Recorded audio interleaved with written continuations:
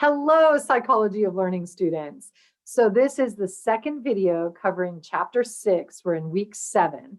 And like I said before, I think this chapter is one of the easier chapters. So I hope you're enjoying this week and sort of getting a little bit of a rest after the last 2 weeks. 2 weeks ago you had the exam, and last week was dense, heavy with information. So I'm going to share the screen and go to the PowerPoint slides. And you know where to find these by now. Okay, so in the first video, I talked about what sort of gave an overview of the chapter and talked about shaping behavior and chaining. And in this video, we're going to talk about problem solving, creativity, superstitions, which is just so much fun, and learned helplessness, which to me is one of the most fascinating topics. Okay, so insightful problem solving. So people were saying that people and animals, especially I think it was gorillas or apes, it seems as though there's this process that they have of insight. Like you're thinking about a problem and you're thinking about a problem, and then all of a sudden an idea comes to you, and that lets you know how to solve the problem. And it's really hard when you've had that experience to explain that through reinforcement. And so people were saying insight our behavior is more than just is more than operant learning. Operant learning can't account for everything. It can't account for insight. And Skinner came back and said, "Oh, I think you're wrong." In fact, Skinner basically says, I don't think insight really exists. We think it does, but it doesn't. So Skinner says a problem, he's going to define a problem as a situation in which reinforcement is available. In other words, there's some reward, something you want, a pleasurable state of affairs, if you want to think of the law of effect terminology, a situation in which reinforcement is available, but the behavior necessary to produce or to get that reinforcement is not. You don't know what you need to do to get that solution, to get that reinforcement. So if you think about Thorndike's cats in the puzzle box, the cats learn to solve the problem of opening the box through trial and accidental success. It wasn't like they thought it through and had an insight, a stroke of brilliance, and said, what I need to do is press this lever. They were just going around, and then they'd press it by accident, would go up, and they go, "Ooh, what did I do right there? I think I did this." And so they'd do it again. So that's if you think about this in terms of operant conditioning. So trial and error can help, but sometimes the solution seems to appear suddenly by insight. And so Bruner in 1983 was one of the big people who said, look, insight happens without the benefit of learning. And he gave lots of examples. There was one example that he had. I'd like you to watch this on your own time. Again, if I play these videos as we're doing it, then the bandwidth is too wide and some students won't be able to open the video. So this is a chimpanzee insight. This is from a Kohler study. And you'll see that when you go to watch it, the chimpanzee seems to figure out how to move the box. It's almost like the chimpanzee got the idea to do that in order to reach the bananas. But other researchers said no, that because Kohler's absolutely right, that this type of behavior cannot be accounted for through operant conditioning. It seemed like the correct solution appeared suddenly and without any reinforcement. But he was wrong. Kohler was wrong. First of all, other researchers had a really hard time replicating some of Kohler's work. And what we find is that if you reinforce animals for behaviors that are close to what they have to do before the insight experience, then they get there much quicker. And so insight looks a lot more like successive approximation or shaping than it does true insight. And I think one of the best examples that I have of this is even people. If you put people in a room and you have them problem solve something. And let's say they have to like swing a rope across in order to be able, that's the solution to get out of this room. People will say, once they figure it out, people will say, oh, it just came to me. I was just sitting there thinking and I thought, oh, if I swung something, it would work. But what they realized is that people, it just comes to them, this idea of swinging a rope, if there's something that swings in the environment by accident around them, or if they're watching a TV show happens to be on like the TV screen happens to be in the room and they show something swinging. And the people never are consciously aware, or at least don't express it. If you ask them, why did you come up with this idea? Or how did you come up with this idea? They don't say, oh, well, I saw it on TV, or, oh, I saw it happen behind me and that's what gave me the idea. They think it's just by insight, but we don't think, or Skinner doesn't think that that's true. Skinner thinks that this is still reinforcement. This is basically classical conditioning. I'm sorry, operant conditioning. Here's a great box in the banana problem with a pigeon that Skinner did. And again, I want you to watch this on your own time, because if I show it to you now, then some of you won't be able to open up this video at all. So but please watch these. They're very, very good.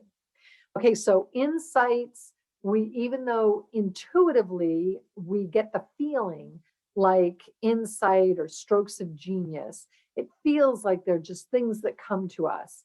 But in reality, there's quite a bit of evidence that shows that that could be happening through shaping, through reinforcement.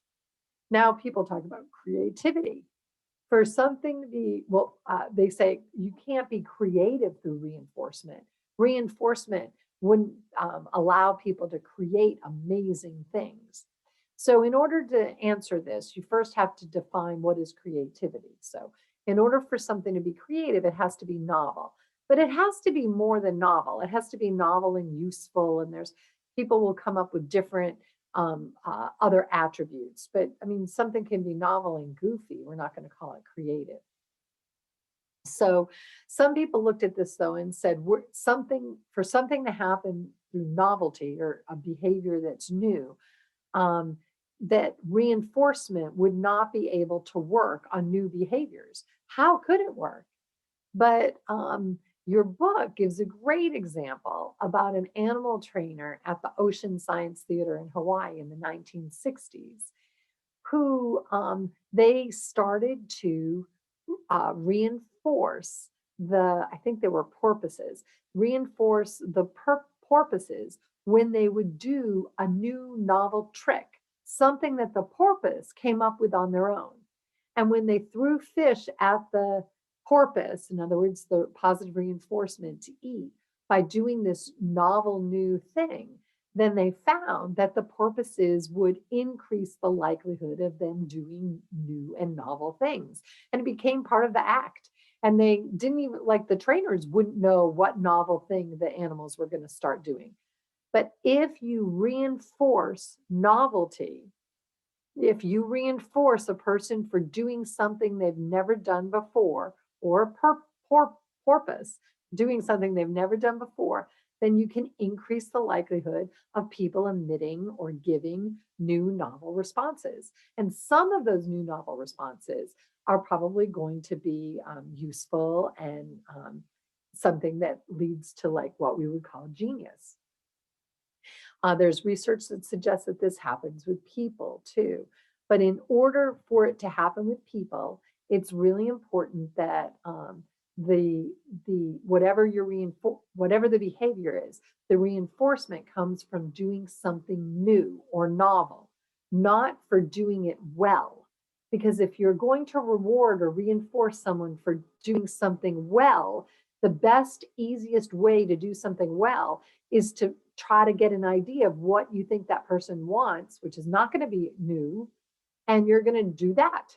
And so you're not going to get new, novel, creative things if you reinforce good behaviors. because in order to be good, we need to know what good looks like, so they're not new and novel. But we can reinforce for novelty, for newness, and we'll get more newness and more novelty, things that are new. Okay. You'll see in the book that there's a bunch of creativity researchers who talk about how reinforcements are not good, that reinforcements will actually reduce creativity. But your book says no, that the problem with the research that was done that way is that they were not reinforcing properly. They weren't reinforcing novelty. Instead, they were reinforcing performance, and you can't, and so again, people are going to fall into the trap of doing things they've done before, because that's more likely to be reinforced. So it was extra work that was being reinforced, not novel work, not creativity. Now, I will say your book doesn't go into this, but Dici and Amabil, some of the creativity researchers that your book talks about, when I've read their original works, they talk about how creativity doesn't respond to being reinforced well, because it's so intrinsically rewarding to be creative. So for most of us, having no constraints around us and being free. So put a blank sheet of paper in front of you and just free think or free paint or whatever you like to do. Sit in front of a piano and just freedom to come up with anything you want. For most of us is very intrinsically rewarding. And so what we find is that if you reinforce things that are already intrinsically rewarding, then sometimes people are only going to do the behaviors that get reinforced if the reinforcement is available. And so when the experimenter or the supervisor is not around and the person is no longer going to get reinforced for this behavior, they'll stop doing it. And so we'll talk more about this later in the semester, but I think that's part of where some of those creativity researchers were coming from too.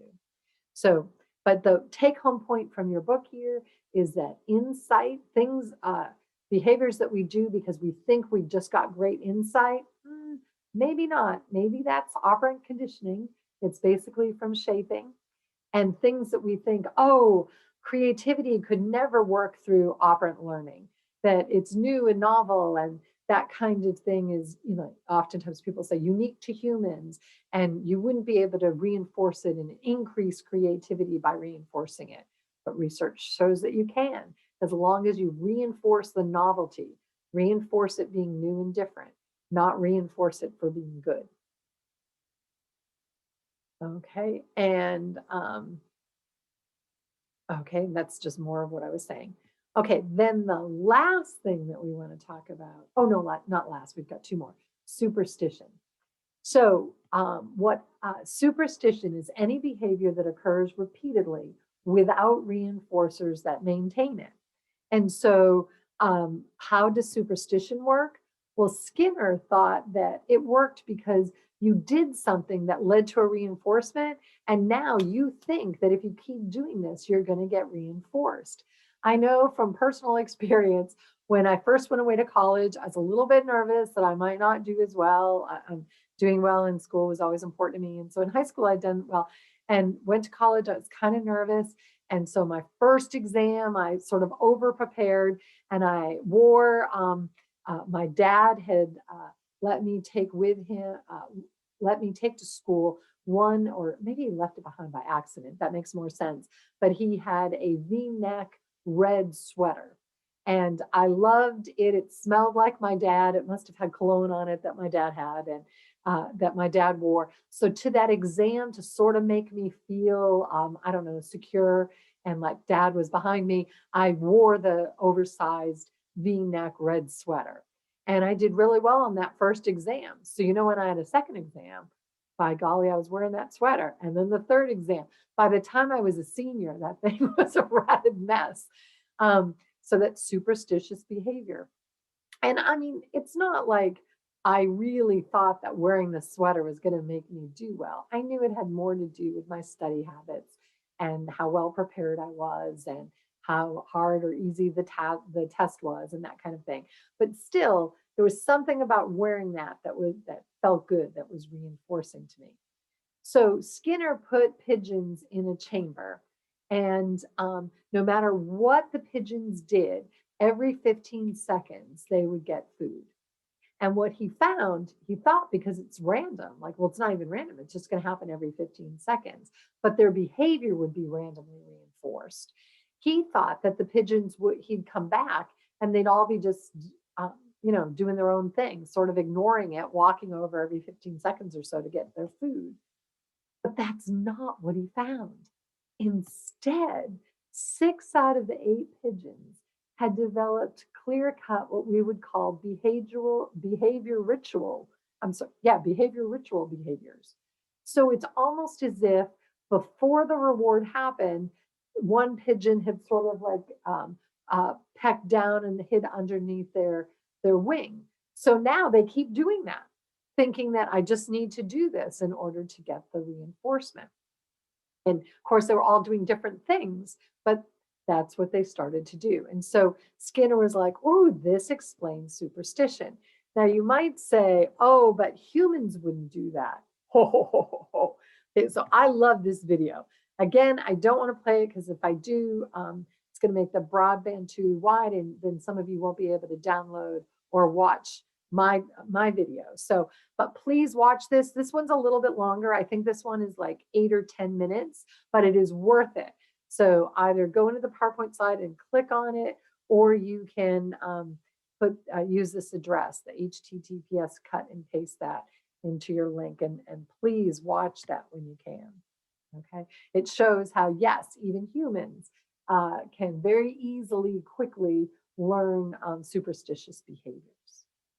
Okay, next I want to talk about helplessness. And this is one of my favorite topics.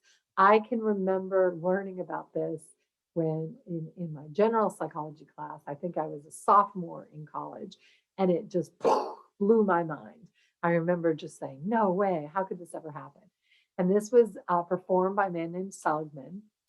And one of the things that I think makes me love this topic so much is that I was, before learning about Seligman's research, I was 18 years old, and I definitely thought that some people persevered and they worked hard, and when things went wrong, they just kept working hard, and they were good people.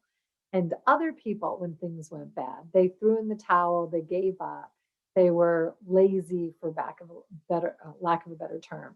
And I sort of saw it as a character flaw. I thought the people who persevered and kept working through speed bumps and kept going, I saw them as admirable and people that I wanted to be like. I never thought of it having anything to do with a training history or a learning history. I thought it had something to do with them, something to do not with how they had been taught, and meaning that it can be untaught, but I thought it had something to do with like their personality, almost like a personality flaw. But I was wrong. So I think there's a slide in here. Hold on 1 second. No, it is not. So let me go through it with you then. Okay, so what Seligman did is he had dogs, and the dogs were put into a box, and at the very bottom of the box there was a shock plate. And so some of the dogs in the placebo condition, in the control condition, they were put into the box and nothing bad happened. No shocks happened. They didn't need to do anything. They just would hang out in the box. Life was great. In a second, there was another set of dogs. They were put into the box, and the bottom of the box would emit a shock, give the dog a shock. The whole floor, so their 4 little paws would get shocked. But these dogs quickly learned that if they pressed the lever that was in the box, then the shock would stop. So they learned through positive reinforcement, actually negative reinforcement. They learned through negative reinforcement that when the shock started, if they pressed the lever, the shock would stop. A third set of dogs, and these dogs are randomly assigned to one of these conditions. The third set of dogs, they were put into the chamber. And when the shock started, there was nothing that they could do to make the shock stop. In fact, the way Seligman rigged it is the dogs who were in the other condition I talked about, whenever they found the lever, the shocks in both of the, that dog and the other dog, the dog that's in this third condition, the learned helplessness condition, the shock would stop. So what the dogs in this third condition learn is that this shock begins and ends, and I have no control over it. I can't control my environment. There's nothing I can do here. Now, after a period of time where now the animals learn what they're supposed to learn, so they go through many, many, many trials of this, then Seligman puts the dogs into a situation where half of the box is shocked and the other half is not. So all the animal has to do, it's not pressing a lever anymore, but all the animal has to do is jump over a very short barrier in order to get to the area that's not shocked. So the placebo dogs, the control dogs who are never shocked in the first place, they go into the box, into the thing, they start to get shocked, they jump over the barrier and the shock goes away and they're happy. The first set of animals, the ones who are in the condition where they could control the shock by pressing the lever, they get into the box, the shock begins, they're looking for a lever, there is no lever, they jump over that barrier and there's no shock, good to go. But what surprised Seligman, why this stuff is just so fascinating, is those dogs who before had been shocked and had no control over their shock. Now, when he puts those dogs into this situation where they're shocked, but there's just a short barrier that they just need to jump over to get rid of the shock, they don't try to jump. They sit there and they whimper and they defecate, they pee and they poop, but they don't jump over the barrier. Your book even talks about how Seligman tried to even put food on the part. He even got the barrier, he took the barrier away. He tried to do anything to get these dogs to try to improve their situation. It's easy to improve it now, but they don't. They learned they were helpless. Through operant conditioning at the beginning, they learned that there was nothing that they could do to change their environment. And so now when there is something they can do, they still aren't doing it. They've learned that they're helpless. And so learned helplessness, giving up caused by the inescapability of an undesirable stimuli. So we just went through this example of the shock, the dogs learn to be helpless. If helplessness is learned, can learning experience prevent helplessness? Yes, it can. And that's where I think this just has phenomenal use in our everyday worlds. And you can use it with your friends, with your kids, with yourself. And Seligman calls it immunization training. And it produces great resilience. And they'll talk about in the book too, how trained rats to avoid the shock by pressing a lever, then put them in the box. Once they learn to escape the shock, they refuse to give up. And they'll go on and on and on and on, even when there is no escape. So those, if you train an animal young that they have control, if they just keep trying, then even when they don't have control, they'll keep trying. And oftentimes that's resiliency. So we call this also learned industriousness. And if you want to do this with yourself and your kids, reinforce effort. So rather than saying to your kid, oh, what a pretty picture you drew, I'm so proud of you, say, I really like how hard you worked on that picture. I like it, but I like how hard you worked. If we reinforce effort, if we reinforce training, then we're reinforcing that you can control your behavior. And by doing that, even when the organism, person, child, rat, dog, is put in a situation when they can't control their behavior, they'll keep trying. But, and some of you go, well, if they can't, then we want them to give up.